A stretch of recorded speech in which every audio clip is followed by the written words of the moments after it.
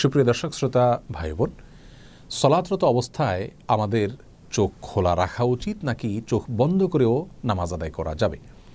অনেকে চোখ বন্ধ করে নামাজ আদায় করলে তার মনোযোগ বেশি থাকে, এক্ষেত্রে তার করণীয় কী হবে? এ বিষয়ে প্রিয় নবী সাল্লাল্লাহু আলাইহি সাল্লামের সুন্নাহ তথা আদর্শ হলো সাধারণ অবস্থায় তিনি সালাত আদায় করার সময় চোখ খোলা রাখতেন।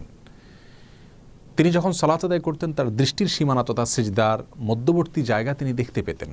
এ বিষয়টি বিভিন্ন হাদিস থেকে অত্যন্ত পরিষ্কারভাবে আমরা জানতে পারি।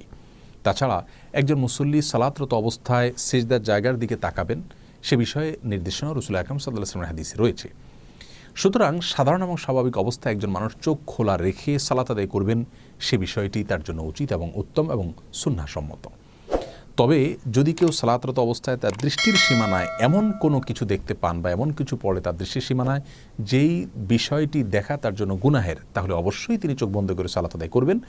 আর যদি যৌক্তিক কোনো কারণে তার চোখ বন্ধ করে সালাত আদায় করতে হয়, যেমন স্বাস্থ্যগত কারণে ইত্যাদি, তাহলে অবশ্যই তিনি সালাত আদায় করতে পারবেন চোখ বন্ধ করে।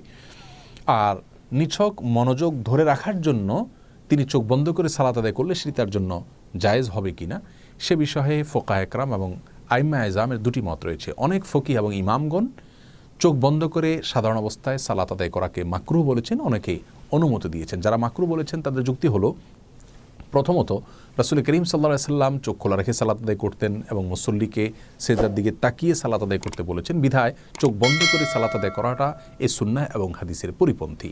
আর দ্বিতীয়ত কোনো কোনো বর্ণনা দ্বারা জানা যায় যে ইয়াহুদিরা চোখ বন্ধ করে ইবাদত করতে, সালাত আদায় করতে, বিধায় তাদের সঙ্গে যেন মিল না থাকে বা বৈপরীত্য থাকে, আমাদের ইবাদতের যেন স্বাতন্ত্র্য থাকে, সেজন্য আমাদের চোখ খোলা রেখে সালাত আদায় করা উচিত, চোখ বন্ধ করে সালাত আদায় করা মাকরুহ।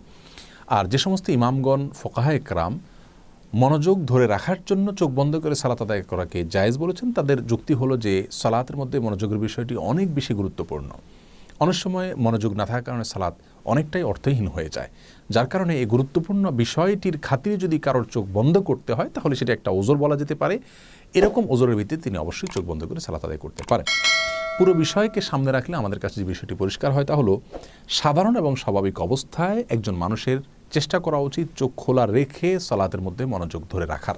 অন্যদিকে চলে গেলেও মনোযোগকে আবার ফিরে আনার চেষ্টা করতে হবে।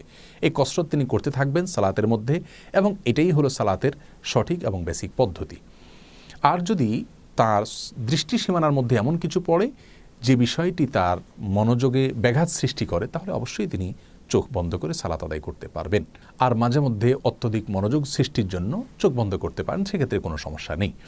দোয়ার সময়, দুরুদের সময়, জিকির আজকারের সময়, কোরআন তেলাওয়াতের সময় যদি সম্পূর্ণরূপে তিনি চোখ বন্ধ করে রাখেন এবং তাতে যদি তার মনোযোগ বেশি থাকে, সেটা অবশ্যই জায়েজ রয়েছে, সেক্ষেত্রে কোনো প্রকার বিধিনিষেধ কেউই আরোপ করেননি। আল্লাহ রাব্বুল আলামিন আমাদের সকলকে সর্বাবস্থায় রাসূল আকরাম সাল্লাল্লাহু আলাইহি ওয়াসাল্লামের সুন্নাহসম্মত উপায়ে প্রত্যেকটি ইবাদত সম্পাদন করার তৌফিক দান করুন। আসসালামু আলাইকুম ওয়া রাহমাতুল্লাহ।